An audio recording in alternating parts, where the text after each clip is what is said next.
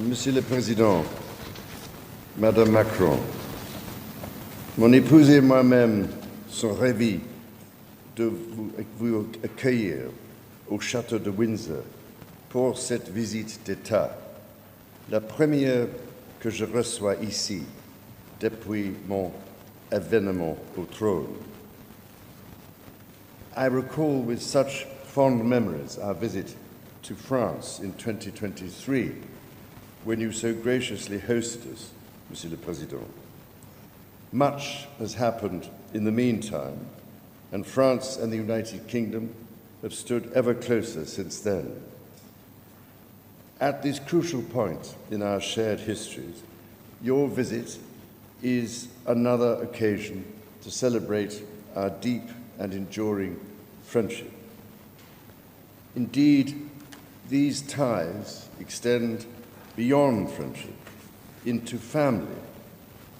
The castle in which we meet this evening was begun by my ancestor and your sometime countryman, William, Duke of Normandy, in the year 1070. It remains the oldest and largest occupied castle in the world. So it is perhaps rather appropriate that my son, the Prince of Wales, who shares that earlier William's name, has made Windsor his home with his family, like so many of our predecessors. Louis-Philippe, King of the French, stayed here as a guest of my great-great-great-grandmother, Queen Victoria, in 1844. That was the first time in 400 years that a reigning French king had visited England. By any standards, that's a long time to wait for an invitation to dinner. At least fewer than 2 years have passed since we last dined together, Monsieur le Président. Queen Victoria had herself chosen France for her first overseas journey just the year before. These reciprocal visits laid the foundations for the alliance that we enjoy today. Their impact was tangible. Soon after Louis-Philippe had left Windsor, Queen Victoria wrote to him to say how much we wish to see growing stronger and stronger this entente cordiale between our two countries, which exists so happily between us personally. Of course, we would not be neighbours if we did not have our differences. This is a relationship built not only on cooperation and mutual fascination, but also on amicable competition and occasionally even, dare I say, confusion.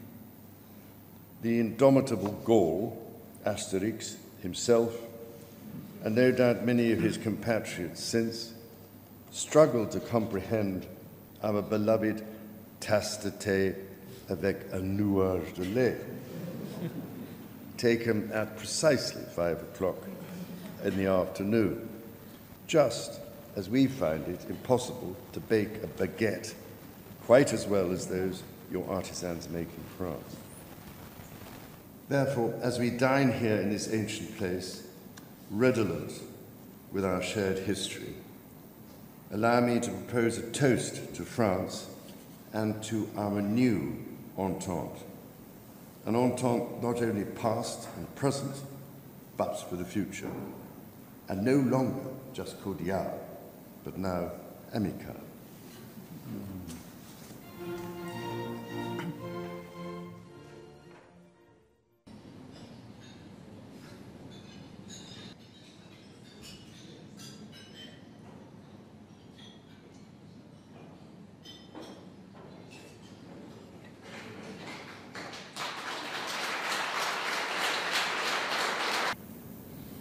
I would now like to say how much I appreciate your welcoming us to Windsor, a sign of your great courtesy and a testament to your friendship with France.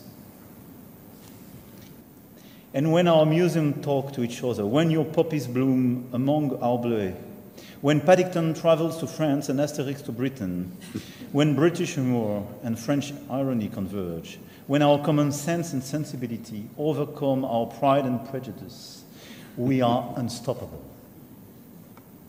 And when we come together around one table, then everything is possible.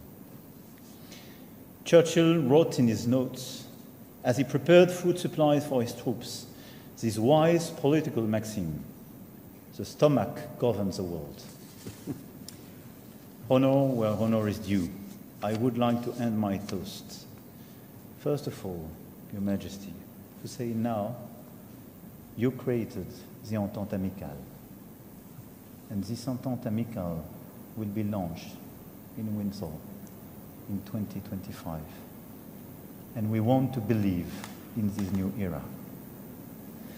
And I would like to end my toast by raising my glass in honor of Your Majesty, of Her Majesty, Queen Camilla, and your family. I raise it in honor of the United Kingdom, of this Entente Amicale that unites our two fraternal peoples in an unwavering alliance. Long live the United Kingdom of Great Britain and Northern Ireland. Long live France. Long live Franco-British friendship.